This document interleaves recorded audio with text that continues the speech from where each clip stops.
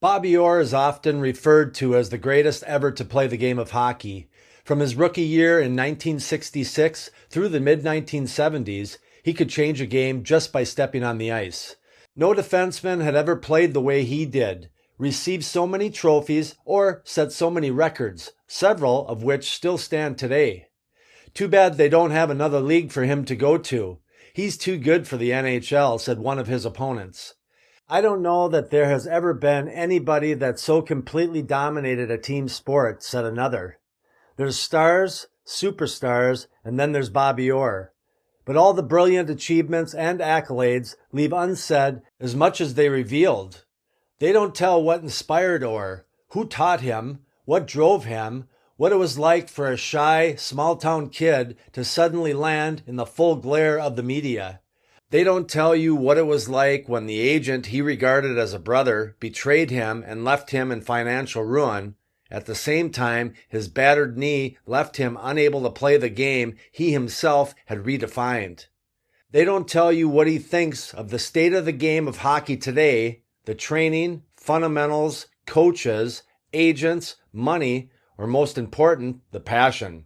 He is speaking out now because, I'm quoting, I am a parent, a grandparent, and I believe that I have lessons worth passing on.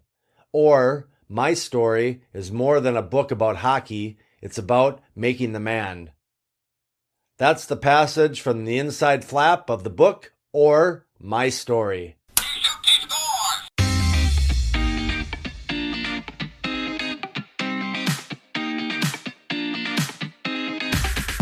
Hi, everyone, and welcome back to the Hockey Journey Podcast, episode number 148, Or My Story, the book discussion, with Henry Lavery, presented to you by OnlineHockeyTraining.com. I'm your host, Coach Lance Pitlick. If you're new here, please make sure you subscribe so you don't miss out on any future episodes. Before we venture out into the jungle, doing something completely new here at the Hockey Journey Podcast, discussing who most considered to be the best ever to play the defensive position in the NHL, and begin this conversation. If you want to learn more about me, my hockey experiences, what I know, and most importantly, how I've been helping hockey players get really good with a stick and puck, just head on over to OnlineHockeyTraining.com and gain instant access to my 10-part video series where I'll show you everything. Consider it my gift to you. Lastly, if you live in Minnesota or are visiting the state of hockey sometime soon and you want to schedule an in-person off-ice stick skills lesson, I'd love to have the opportunity to show you my little world. Go to sweethockeycoach.com, that's sweethockeycoach.com, and watch the video on the homepage for instructions. Thanks, and I look forward to working with you sometime soon. Cello, everyone, and thanks for hanging out with me and the Hockey Journey Podcast once again. This is a new, I think unique and special episode as we're going to be doing something different today. When I first began preparing to start this podcast, I decided on the name fairly quickly, and I knew I wanted to have former players on as guests to share their stories, as well as master coaches, trainers, instructors, and teachers who help guide kids through their hockey journeys. I guess the long-term goal was I wanted to provide useful information and personal experiences that the listeners at home might find positive and valuable. What I didn't envision or have part of the content creation model over 3 years ago was what we're about to do here today. I want to introduce all of you out there to Henry Lavery, and we'll get into how he has inspired this episode. Henry, welcome to the Hockey Journey Podcast. Hi, it's great to be here. Awesome. I'm excited to tell everyone how this happened, but just give our listeners out there a quick little background of you, because I haven't given them much other than we're going to be talking about a book called Or My Story. So quick little background on you. Well, I live here in Minnesota and big hockey player. Me and my twin brother both play hockey for Wayzata. Awesome. And that's how I met your brother recently, but he's a goalie, so I I don't work with goalies, but you and I were connected because of what I do, and this kind of evolved. But before we start our conversation regarding the autobiography or my story, I think it makes sense to share how we got here. Most of you listeners today know that I'm an off-ice stick skills teacher, and I have the privilege to work with some amazing young people here at my facility in Minnesota. I'm an avid reader, so I'll talk to the kids about what I've recently learned during lessons. And at some point, within one of those first few lessons, I'll ask if they read outside of their school responsibilities. Most would answer like I would answer back when I was their age, absolutely not. But every so often, I'll get a different response, like I did with Henry. When I asked him, he said, "Yeah, most days I read."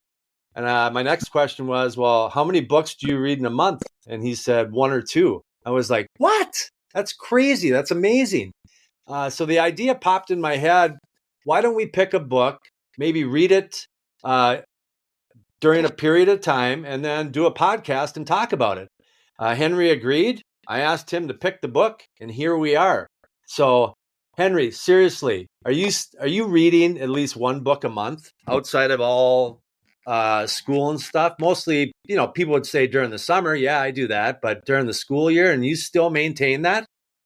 Yeah, I read every single night before I go to sleep. For how long do you read? Oh, normally for like 20 to 30 minutes a day. 20 to 30 minutes? Yeah. Uh, Little interesting stat that I found just because, you're an oddity. I mean, how many books do you think you read a year then? Do you read just because sometimes you're doing two a month? So will you get over 25, 30 books a year? 30 books a year. Uh, Sometimes probably around 15-ish, but Okay. sometimes a couple shorter ones. Got there. Okay. Gotcha. 20. Gotcha. So here's some stats. Did you know that a typical American uh, reads about 4 books a year? But check this out, Henry. The average billionaire, not millionaire with an M, but billionaire with a B, read as much as 50 books per year. So it looks like you share a daily discipline with some of the most successful people in the world. So continue doing that. Why do you read so often? What do you get out of it? I mean, I'm still learning a lot of stuff about how the world works, and I feel like just reading books, you can just learn from other people's experiences, and it's just a great way to live your life. It is. I couldn't agree with you more. Um, I listen to podcasts too, and most of the stuff that I consume is people's stories, autobiographies, biographies, movies based on true events. Because if someone went through a struggle that I might have an interest in, or I'm in it, I probably want to learn from someone else's mistakes or their successes. What were their daily disciplines that got them there? So reading is a really good way to do that because when people make it to the top and they share their stories, they share it because they have nothing to hide anymore. They did what they needed to do, and now they want to help people achieve greatness in those ways. So let's get to it. I'm talking too much, and I want to hear you talk more. And I want to see what you extracted from this title. So we both picked the book, or actually, I asked you to pick the book. And why did you pick Orr, the book? It was a book that I had already read once, and I remember reading it and just thinking about how I don't know the amazing his story is, and just how kind of down to earth he is. He's not some glorified hockey player that's doing commercials and stuff. He just goes to his hometown all the time and has a very similar experience to a lot of hockey players living in northern Minnesota and Canada. Yeah, I would agree. You would assume that everyone recognizes the name Bobby Orr, but in case there's someone out there that doesn't, I mean, he's in his 70s now. But in case they haven't, why don't you tell us, Henry, what this guy accomplished in the NHL and in only a 10-year period? In his 10 years, he played 657 games, racked up 270 goals, 645 assists, and 915 points with a plus minus of 582. He also won 8 consecutive Norris trophies. That's for the best defenseman in the NHL. 8 consecutive. It is an all-time most, and 2 Stanley Cups with the Boston Bruins. That's pretty good. Uh, and you gotta think back when he was playing. I mean, there weren't as many teams, and he was the type of player that he was a player that no one had seen before. Another very, very successful player, and this is in the first couple pages when people are doing a little sentence or two about it. But this is Paul Coffey, a 4-time Stanley Cup winner with the Edmonton Oilers and Pittsburgh Penguins. He won the Norris Trophy 3 times, and he said early in my career, because he was touted as being, one of the best ever to play early in his career, and he said early in my career, I would often be asked, "Do you try to pattern yourself after Bobby Orr?" My answer was always, "No, there's only one Bobby Orr." uh, when you think about, we look at this first chapter as we get to it, Perry Sound, you alluded to it, just a small town, and that's really the foundation of Bobby Orr, and it still holds today, is what his parents and that community instilled in these young people growing up. But let's talk about that first chapter. Talk about Perry Sound. What are some of the big ideas or things that you connected with in that first chapter? Well, Perry Sound, small town, had about 5,000 people in it. So very tight-knit community. Everybody knew each other. And he would spend a lot of time with his family and with his friends doing like fishing and obviously playing some pickup hockey on the lake. Did they Um, they had some river? Wasn't a river too that they skated on yes, all the time? it was a river. I do not remember the name of it. I don't. I'll see if I can pull it up when you're talking. But yeah, continue on. Sorry for interrupting. He actually said that one of the reasons he became just such a great hockey player was when he was playing hockey. He would play pickup shinny games, and sometimes 20 kids would show up. So he'd be playing a 10-on-10 on a tiny rink, and you had to be a fantastic stick handler. And he thought it really developed his play. How do you? I mean, everyone knows, at least here in Minnesota, last winter, we might have had a couple days to skate outdoors. Um, has that been part of your, growing up experience? Because it certainly was part of mine when I was a kid. And I bought a house. My wife and I bought a house because I wanted to make that a priority, where they had that same opportunity to skate outside on the pond, on the outdoor rinks and stuff like that. So, do you spend much time outside on the rinks during the winter? Just today, we've put up the boards for our outdoor rink that's in my backyard. But I mean, in years past, when you were younger, has outdoor hockey always been part of your life? Oh yeah, it's always super fun. You have friends over, you're out there for a couple hours. You come in, get some hot chocolate, and go right back out again. It's just so fun. I agree. And I'm hearing, well, we're already making ice here in Minnesota. We're getting below freezing. So my pond is it's not ready to skate on yet, and I don't maintain it anymore. But we're gonna have some ice here. I had couple lessons today with parents that have rinks in their backyard, and they said that they're going to be skating here in a day or two. Is that what you guys are hoping as well? Yeah, we are hoping it'll be fun. So, anything else about Perry Sound? Because his, I agree with you. It's just like he comes from um, a family of 5, correct? Mom Yeah, and family dad, of and 5. then family of 5. Is it 3 boys and 2 girls, or what was it, Henry? I believe so. Yeah, he had 2 brothers, three brothers, 2 sisters. Okay, so three boys and two girls. So yeah, so I mean, I look at that Perry Sound, like you said. What's really funny is that I have a business partner that is in Canada. And last week, I'm starting to work on this, the script for the podcast and stuff. And I hadn't talked to him in a couple days, and he just says, "Oh, I'm visiting some relatives in Perry Sound." So they were at Perry. He was in Perry Sound because that's where his relatives live, and they told me that there's a museum that's in Perry Sound, the Bobby Orr Hall of Fame. Did you hear about that? Do you know about that? Oh yeah, I read in this. So Bobby Orr's family did not have a lot of money growing up, Okay. so he had a very small house. And he said that when he was visiting the Hall of Fame that's there, he walked by his house and he heard some kid talking to his dad. He said, Bobby Orr really lived here because it was just this kind of run down old house, but that's just what he came from. But what do you think is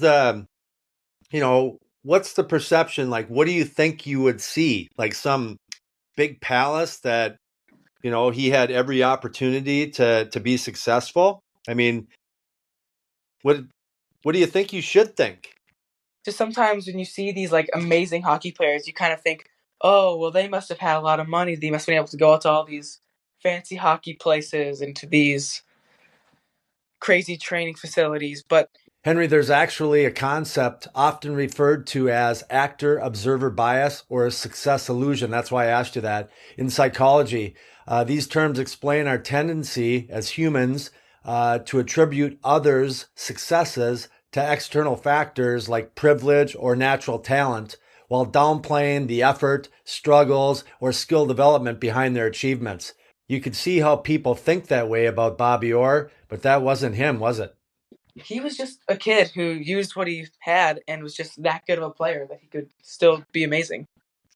Yeah, I would and it started pretty early for him, didn't it? How early in his youth hockey career before, you know, he started getting recognized that this kid is different than everyone else? He said his earliest run in with like a pro scout was when he was, I think he was 10 or 12, just playing a Pee Wee game by Toronto.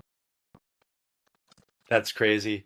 I did a two-part series with a former NHL player and five-time Stanley Cup champion with the Montreal Canadiens, Terry Harper, episodes number 138 and 139 of the Hockey Journey podcast, who played against Bobby Orr during his career, and that's where I learned how players were scouted and secured by NHL teams back then when there were only 6 teams known as the Original Six.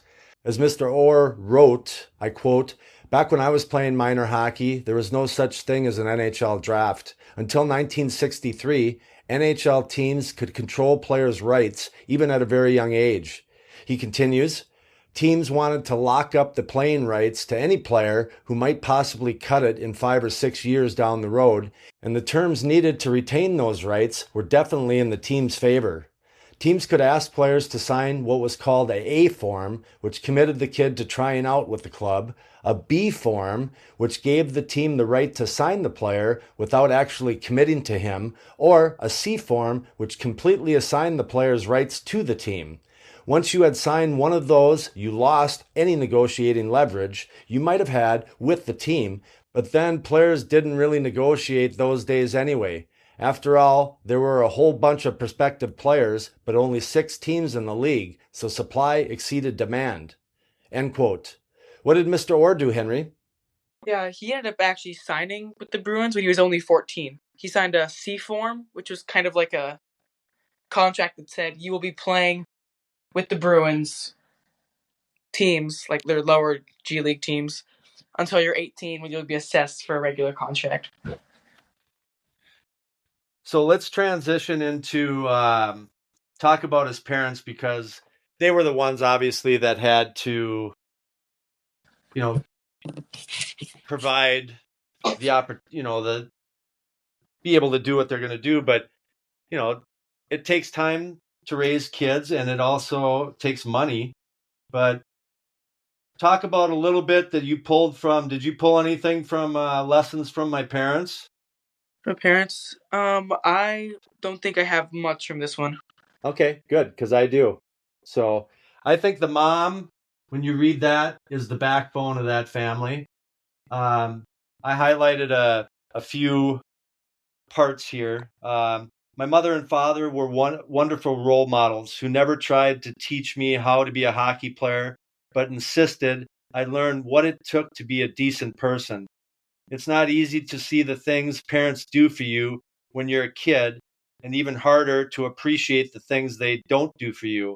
While you may appreciate your parents when you are growing up, you understand their methods and parenting skills more fully once you have your own family. They were wonderful couple united by a powerful desire to raise their children with character and substance, but the individual qualities they each brought into the union helped ensure their success as a couple over the course of a 57-year marriage. My parents made sure everyone in the family had a special place and not just the one who happened to be getting noticed outside the house for playing hockey.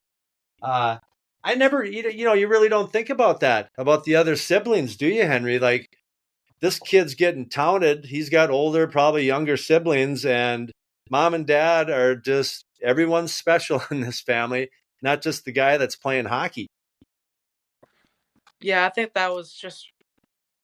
There's a lot of parents nowadays that would be kind of like, "Oh, my kid is so good at hockey," and then just kind of let everybody else drip off into the, you know, back of the room. Nobody cares about them. Look at this star player, and they just were able to say, "You guys are all amazing. I don't. It's great that you love hockey, but that's not what really matters in this family." No, that's so true. So, another section of during the second lessons from my parent, the second chapter, is summer jobs. I mean, I growing up, I always remember working, even when I was little, a lemonade stand, going out and shoveling, mowing lawns. And then I worked on a farm, picking radishes and stuff. Uh, so here's a little section of summer jobs. The other tough job I remember was one summer I tried baling hay with a farmer.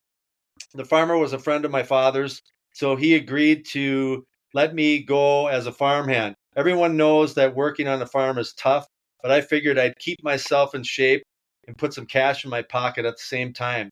After all, everything was done manually back then, so it couldn't help but would be a great workout. Um, it was a workout, all right. That was the very tough way to earn extra spending money. Let me tell you, I quickly learned to appreciate what it took to be a farmer and the work that goes into keeping a farm running. If I had if I had ever thought about buying a farm someday in my future, those dreams were crushed. I thought that was funny. Uh, in addition to all that, my illusions, summer employment, or my illustrious, summer employment history included working at my Uncle Howard's butcher shop, picking dew worms at night with a flashlight to sell to fishermen, and working as a salesman at Adams Menswear. None of those jobs I took as a young boy was glamorous by any means, but they weren't always fun. I believe experiences like that can benefit any young person. Those positions help teach me the meaning of hard work and the value of money, lessons that everyone needs to learn. Um, and I scribbled on the page there, humble and hardworking. I mean, that's just him through the whole book, isn't it? The entire book is always talking about how inspirational other people were and Yes, how much it took for him to get to this position. absolutely. All right, so he gets noticed in Perry Sound. He's got a great foundation with his family and parents. How does he get over to the next phase, Oshawa? We jump over to chapter 3 now. What do you got for there? Oshawa. That was the Bruins G League team, and I have a I have a quote here for when he officially signed with him on his signing contract that I thought was just funny. As a part of the contract, my father received a car. The model was from 1956, and it was a father's choice. $1,000 and a signing bonus of one brand new suit for Bobby. Where'd you find that? That's awesome. I don't remember reading that. That was in chapter 3, page 69. Oh, that's brilliant. That's brilliant. All right, continue. He ended up getting signed to Oshawa when he was 14. And, I mean, it's not like he was playing with 14-year-olds. There were some, 17, 18-year-olds that were playing down there. So that's a huge step up for somebody that age. And that's just a whole different level of hockey that he managed to step into when he was just 14. And how did he do? He said that he started off a little bit shaky just because, it's new to him. But he ended up really finding his stride about halfway through the season here. He also he loved his coaches, and he actually had this really great quote that I put down. We freely give credit to our coaches for their help, and they are certainly deserving of our thanks. But they are not the only ones who chip in when it comes to developing a young person. There are many others who play important roles, such as our trainers, guidance counselors at school, or teachers that go the extra mile to help with missed schoolwork. For me, it was people like Bill Corella, who managed the team in Oshawa. I could not wait to get to the rink every day after school for practice. That my routine was to get there as quickly as I could. Bill would open up the facility, turn on the lights for me, and anyone else who showed up as early as we could get in for some extra skating time. I thought that just showed how much everybody around him meant to him, which, again, is just constantly giving credit to people, and how he'd show up just that early, again, with the hard work, just what this entire book is about. It is. There's nothing that is in there. I mean, he obviously could play the game and skate at a different level than most, but that just opens up a whole new can of worms for him that others don't expect because, as we'll find out later down the road, with the injuries, a lot of that was because players were going after him because they didn't have an answer. So let's just try to hurt him. And back then, I mean, it was a different game. It was before I played, and it was pretty violent. I mean, the story. I don't know if you've ever heard this before, but back in the 60s and 70s, that there's people that are in prison doing time for less offenses than happen on a hockey rink. Like physical offenses. I got a couple paragraphs here that I highlighted out of that section. He said, I guess sooner or later, at some time or another, everyone faces their own moment of uncertainty. Some players don't avoid it for long. It is a reality of junior hockey that as the seasons pass, some players will start to realize they're not going to make it in the game. Their dream of the NHL takes a hit and it begins to lose its pull. If you aren't careful, it's easy to get pulled off track too, if those players start to lose their focus.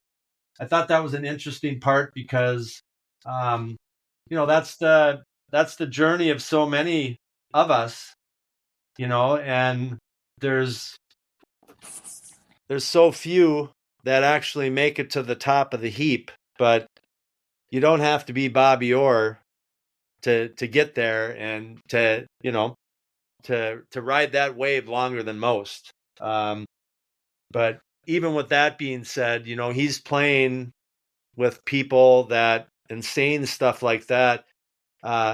He was as supportive and as helpful as anyone. And in preparing for this, Henry, I don't know if you watched any YouTube videos they have about Bobby Orr on there, because I hadn't watched much of him. I mean, I didn't have I didn't have Bobby Orr on my wall growing up. I didn't. I had a guy named Scott Stevens. He was a mean defenseman for the Washington Capitals and the New Jersey Devils, I think. And then Wayne Gretzky. I had a life-size poster to him, but not Bobby Orr.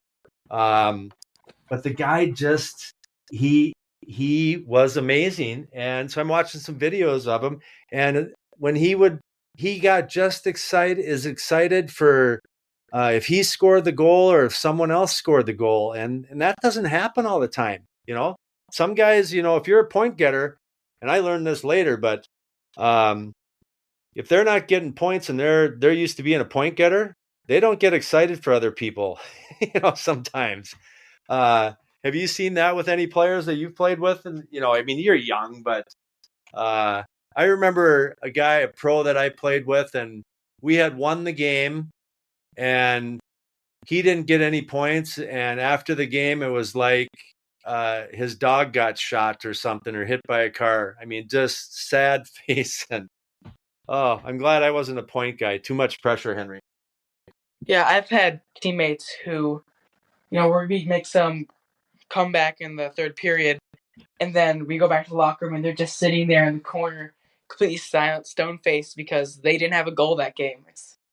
It just makes me frustrated, because it's not, nobody cares that you didn't get a goal. The team just won.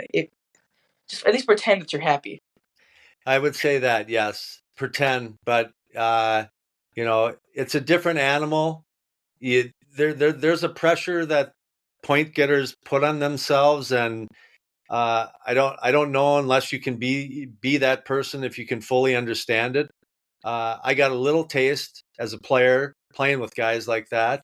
Got a little bit coaching kids that are like that, and when they get frustrated and things aren't going well, they act differently than if me, as a meat and potatoes guy, my frustration was because of different things, but it was more team oriented.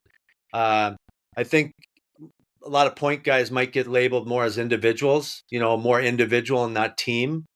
But deep down, I think everyone, they want to do what's best for the group and not just themselves. It is important that, every team has to have some guys who are just these big goal scorers. You can't undervalue that. And there's an ego that goes along with that. To be one of the best, you got to have a little bit of an ego, because you got to have some swagger. You think about swimmers. I can't remember what the technique is called or what they do, but it's like the gorilla technique. Before they go, you'll see them flapping their arms or pounding their chest. It's a power move. They're trying to intimidate the people that they're going to swim, and it's intentional. And I think, when you're one of the best in the NHL, you have to have a little bit of that swagger and stuff. But I never saw it in anything that I read or have watched on TV with the guy. Like he's like the perfect human being. He's just so nice and always wanted, how you said, complimentary. So a quick word from our sponsor, headsuphockey.ai. The Hockey Journey podcast has a new sheriff in town sponsoring the show, and Coach Lance couldn't be more excited about spreading the love to all of you hockey enthusiasts out there about this new revolutionary stick handling training application powered by AI technology. Michael Fitzgerald and his team over at headsuphockey.ai have absolutely knocked it out of the park with their engaging product that encompasses the majority of the stick skill development sectors like dribbling, faking, cupping, and to me, the most important hockey enhancer of all, and that's vision training. Oh, and did I forget to mention that all of the progress players gain over time using this spectacular device is achieved in a gamification environment, providing performance analytics and data tracking to ensure continuous forward momentum.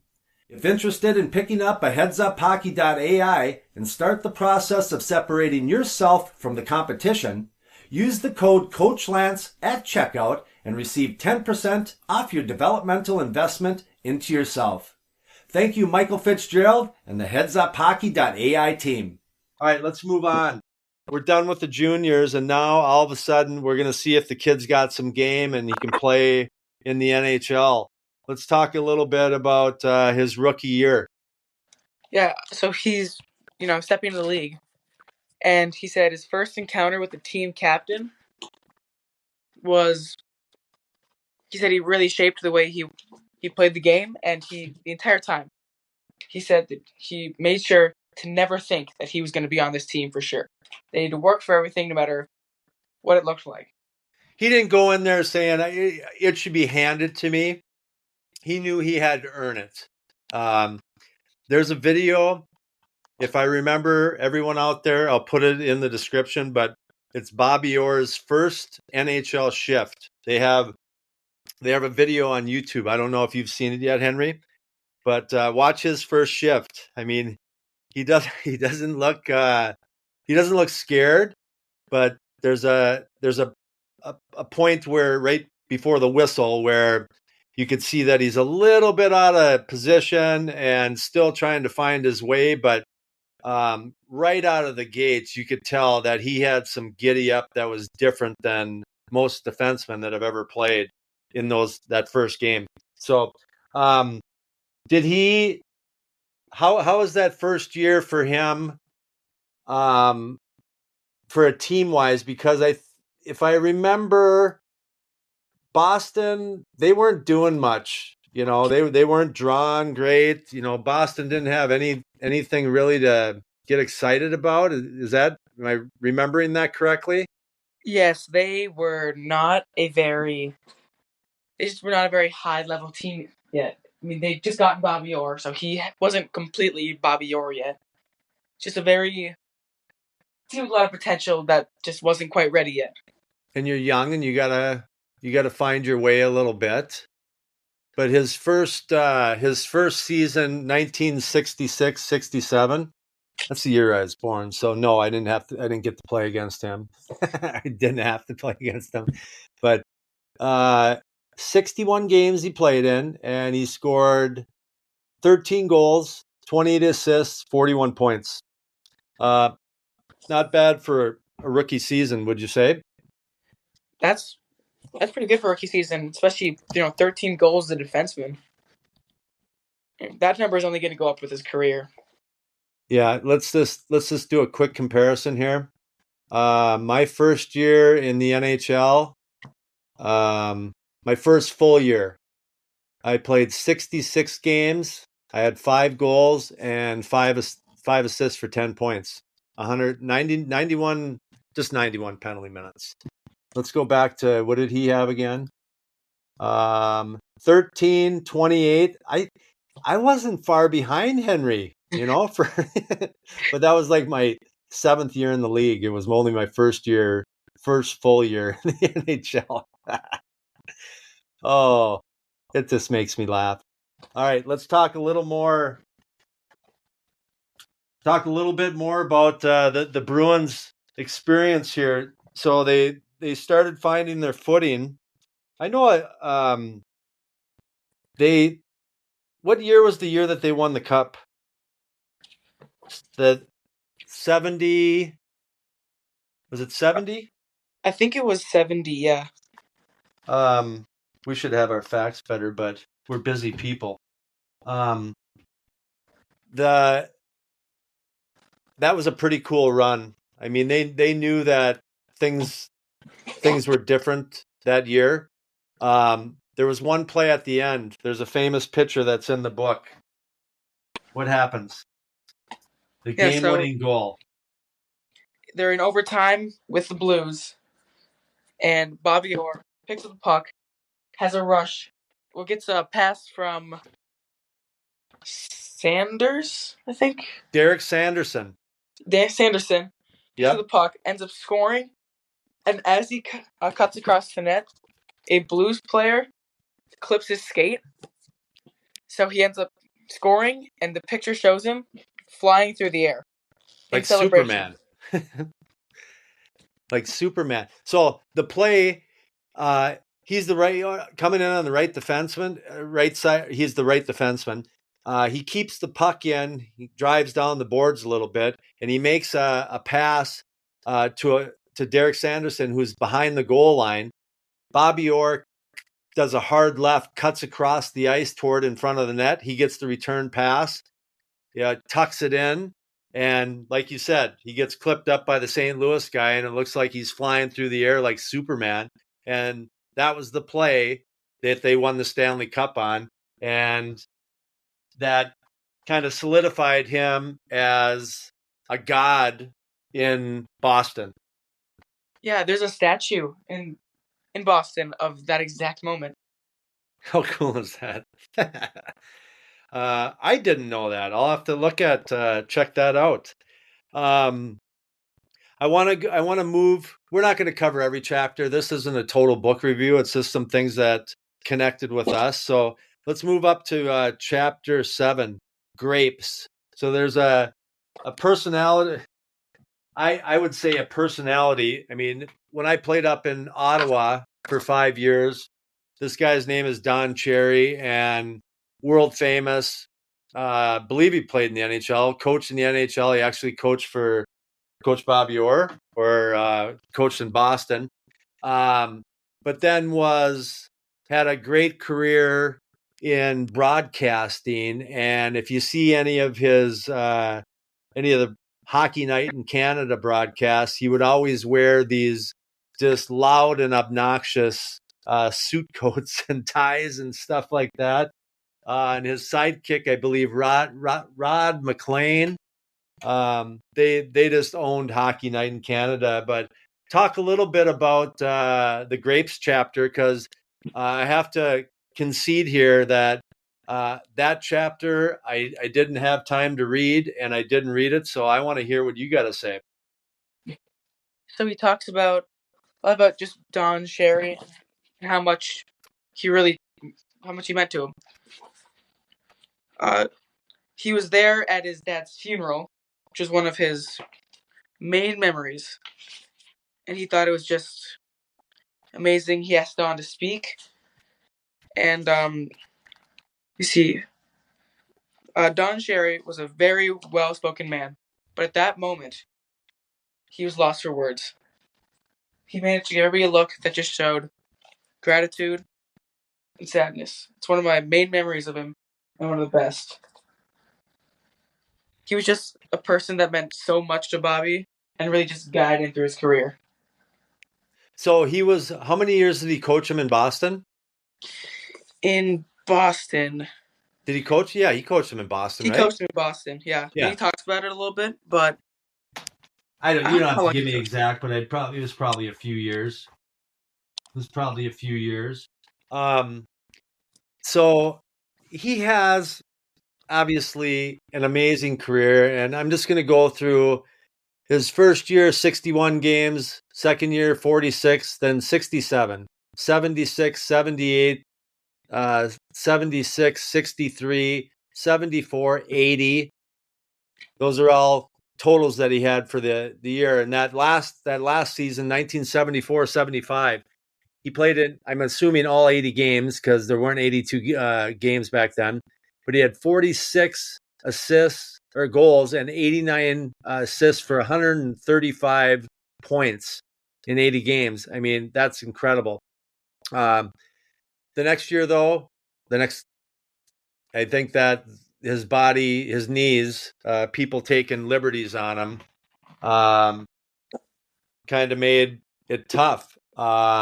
So he goes that from 135 points in 74-75 to 1975-76 season. He only plays in 10 games, but in those 10 games, he records 5 goals and 13 assists. They end up trading him to Chicago, because they saw that this asset was this horse was running out of steam. What happened during that phase? Well, he'd always had knee problems throughout his career, and he was missing time for it. But in those last couple of seasons, it got so bad. And in the book, it shows a picture where you have this tissue in between your shin and your thigh bone. It's called cartilage. Yep. All the cartilage, almost all of it was gone. Yeah. It's crazy. But so every hockey player, I shouldn't say every, but you're gonna deal with injuries, and at some point, your body's going to say that you just can't do it anymore. There was I can't remember what chapter it was, Henry, but I think it was when he's talking, one of the years with the Bruins towards the end. Maybe it was one of his first year in Chicago, but he said that the one thing that never left him, my body's starting to fail, that left me, but the one thing that never left him was his passion. And quick little sidetrack, I was up in Canada early October fishing with a buddy of mine, and Netflix up there is different than you can have access to different things up there than you can here. So I'm just schooling through there, and I find this show. It's about a player I played with, Alexander Daigle. He actually played for the Wild for a short period of time. So here's Bobby Orr, knowing that his career's almost gone, saying, I've always had the passion. I've always wanted to be on the ice and to see how good I could do things. So this Alexander Daigle, have you ever heard of him? I have not. So I played with him, like I said, in Ottawa, and he was considered to be like the next Bobby Orr as a forward. He was a French kid, the next kind of Mario Lemieux coming out of Quebec.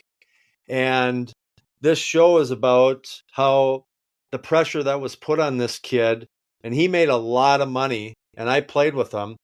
But there's one part during that show where he said, I got to a certain point that I lost my passion. I didn't have that thing that was pushing me from behind to keep moving forward. And if you ever get to see it, Alexander Daigle, the movie is called just Chosen One. And I remember flying out to California and I didn't know any of this stuff while we were playing. He was kind of a quiet kid, and I called him one of the couple people House of Style because he had $1,000 suits on all the time, and he was always hanging around celebrities. We'd go into towns, and whoever's the big celebrity, they'd be at the hotel or he'd see him. But I remember flying out to LA to play the Kings. We were doing that Western swing, and he was reading a book, and I never saw him read, and he was reading, and I don't know, he went to a bathroom. He wouldn't tell me what it was when I called him on it, but I ended up seeing it. It was like how to make a living in Hollywood or how to get a foot in the door in Hollywood as an actor or something. So, I saw that show, and that memory came back to me about that he lost his passion, that he wasn't into it. But different, he was going into an expansion team and had the weight of his shoulders that you have to be like the next Mario Lemieux, otherwise you're going to be gone. Bobby Orr, I don't think they hoped that he was going to save the day, but I don't think he had the pressure that this kid had when he went into Boston. They weren't looking for him to save it. They just knew they had something that was good, and that we'll see how he evolves. Yeah, and especially just because when he was playing, there was not publicity on some of these games. Like, you did not hear about Bobby Orr until he got into the league. No internet, no cell phones, none of that stuff. It's, when I was a kid, it was you missed the ESPN highlight of the night. You didn't see it. So, yeah, hearing about these people was very hard. Yeah, and like nowadays, go back to like Connor McDavid. Everybody knew who that was before he stepped foot in the NHL. Everybody knew how amazing he was, how he's going to change the league, and that's just something you didn't see back then. And it's a whole another world of pressure to just be told like you're going to be amazing, and if you're not, you're going to be basically disappointment to every single fan. It's just a lot of pressure. It is, and you look at how, like the person I was talking about, Alexander Daigle, he didn't have that support cast.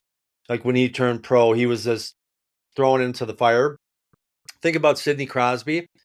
when he turned pro, what did he do?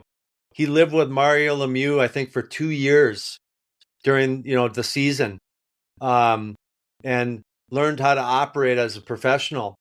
And you need these mentors. And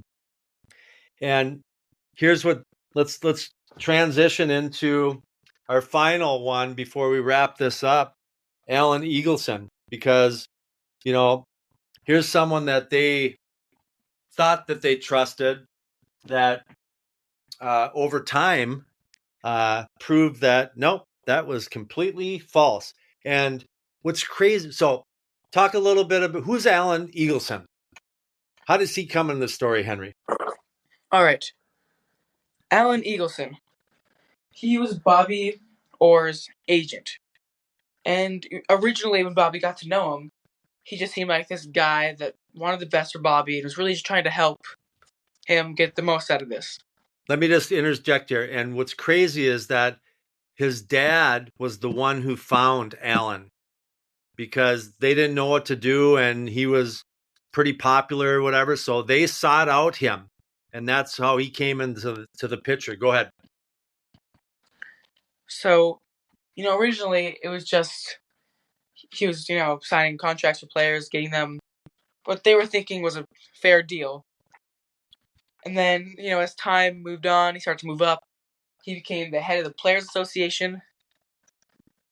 And just the farther he got in his career, the more and more he started to kind of turn into this weird, I don't know if monster is the right word, but just somebody you wouldn't trust. Bobby said, Eagleson had hid me from my chance to be a part owner from the Bruins. Oh, that story. Yes.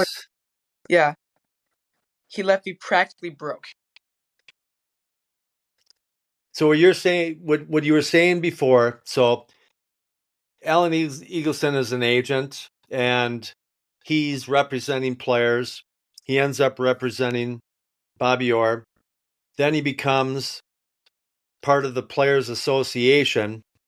So he's starting to get involved in a few different things that might be a conflict of interest to the individual player that he represents. Is that kind of what you're saying? Yeah. And when he's in this, when you're the head of the NHL Players Association, no one's really like looking at you from a suspicious lens. Like, is this guy doing something sinister or monstrous? What did he do to Bobby Orr? So in his last season with the Bruins, Eagleson had said the Bruins they gave up on you. They don't want you anymore. You're useless. And at first Bobby Orr was like, wow, I can't believe this organization would do that to me. So then he signs with the Blackhawks. He goes back because he didn't even think to question Allen because he thought, this guy's he's trying to get the best for me. Okay, hold on. So the Bruins, Bobby wants to go back to the Bruins, but his communication is from his agent, Allen, and Allen's telling him, hey, the Bruins don't want you, so I got you this deal over in Chicago? Yeah, and he ends up reading it years later, and it turns out the Bruins had offered him, a okay amount of money at the time, which is about $500,000 a year, which obviously is nothing to sneeze at. That's yeah. But also even today.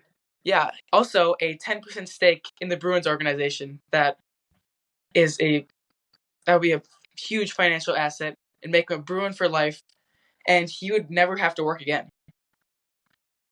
And he was not told that by him, no. And the Bruins, they knew he was at the end, that they might not get many games out of him, but they wanted him to end his career as a Bruin, and they offered him a stake in the team to show that they meant business and how much he meant to that team and that organization and community. And Allen didn't tell him that. He said, no, they just don't want you. I got a deal over in Chicago. That's crazy. Yeah, it was. I mean, that's why Bobby Orr had to do things after his career. He couldn't just be done with hockey and say, "All right, I'm retired now. I can enjoy my life." He had to keep working. He had to be a broadcaster for a little bit. He did like a little bit of trading and stuff. Eventually, actually stepping into being a player representative. So the exact same thing that Eagleson was. And he's making sure that what happened to him doesn't happen to other people. I look at you're saying he's a player agent. Give me 1 second. Where are you? Yeah, right here. I mean, I heard he might have had Connor McDavid at one time, but I mean, you look at any of the who are considered the top players to play in the NHL or are playing in the NHL. I mean, they're sprinkled in on his website. So he had an experience, and that's the guy. You know, he's like, this isn't going to happen on my watch, and I'm going to get involved so it doesn't happen anymore. So it's called Orr.hockeyplayers or Orr.hockey.com, I believe. And he's an agent now, which is pretty cool. I think that's awesome. What do you think, Henry? Yeah, I just think it's awesome. And instead of just being like, oh man, I got screwed by this guy. That really sucks. He actually made a move to get out there and make sure that young players actually. Not only did he keep their money safe and made sure that he had enough to like fall back on it, is he taught them how to spend your money and use it so that after you were done with your playing career, it wasn't just like, you find some job at McDonald's or something. Yeah.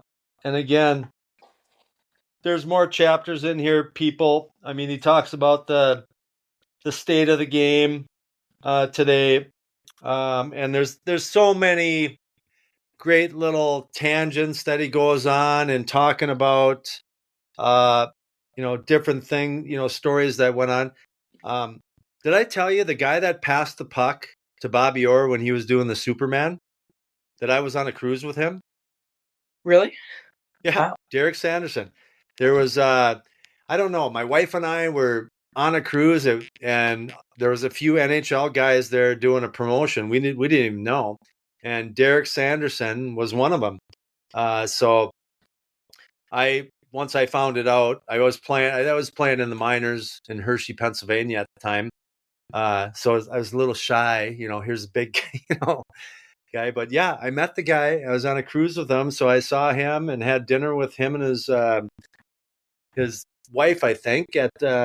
But you just never know when that connection is going to come. And Henry, you're amazing. I mean, for you to be having a conversation about a guy that is in his 70s right now, one of the best players that ever played the defensive position, is pretty special. So we talked a lot about Bobby Orr and how good he was, but I just want to recognize just what you're doing. You work hard in school, but the reading part is significant. And I think that all of you young listeners out there, if you don't actively read besides what you have to read for school, again, I was that person that said, no way, I work hard enough in school, but there's so much information that can help you get closer to what you want to get by learning from other people's stories and experiences. So, Henry, do we got any final parts? Would we recommend this book? I mean, are we giving it a thumbs up? This was a fantastic book just on all the different, obviously his career, and then just, I thought a lot of the opinions he had about how, like, parents should really stay out of the game and not be, he talked about all those things with, like, parents getting in fights in the stands over like little hockey games. I just thought he was super insightful, super modest, and it was just a fantastic book. All right. So I guess that everyone out there, Henry, is recommending it as well as I am. You love reading sports books, right? Yes, I do. Are there any other books that you've read that you could recommend to people out there? And me, myself, maybe I haven't read them yet. Yes, Most Valuable. It's mostly about Sidney Crosby, but it has some other players in there. Breeze, that's about Drew Brees' career. That one's really good. And what was the other one? No One Wins Alone. That's Mark Messier. Nice. Have you read any books on Michael Phelps? Michael Phelps? I don't think so. Do you know who Michael Phelps is? Yeah, the Olympic swimmer. Yeah. I read a book on him. I can't remember the name of it right now, but him and his trainer, he already had an Olympic or two under his belt, and they decided that for the next Olympics, they wanted to jack it out of the park. So they said, how can we be different? We're going to not take any days off. We're always going to, and I was with religion and everything, Sunday's a day off, football took that over, it's not a day off anymore, but they made the commitment saying, what if we didn't take any days off unless absolutely we had to take them for 4 years? What would happen? And that's what they did, building to his most successful Olympic year that they had. I think his name is Bill Bauman or something like that. Starts with a B. But that's a book that you want to maybe look into. Henry, we're at 1 hour, and I thought that for a first run, you and I, we did okay. Yeah, that was great. Awesome. Well, I'm going to slice and dice this thing and put the bookends on it, but from an introduction and an outro. But you were fantastic. All of you people out there, I told this guy that, if you're reading all the time, maybe you could start a podcast and talk about the books that you're reading. So we're going to probably have Henry on the Hockey Journey podcast again, but I'm hoping down the road that maybe he'll have me on his podcast because he'll be talking about a book I wrote. So, Henry, thanks for being here. You were awesome. Yeah, thanks for having me. That was really fun. Well, that concludes another episode of the Hockey Journey podcast. I can't thank you enough for stopping by and listening. I hope you enjoyed hearing Henry Lavery and I's take on the book Orr My Story. Lastly, if you think there's someone in your circle of family and friends that might like this episode as well, please share it with just one person. It will really help me in growing this hockey community. Again, I appreciate you being here.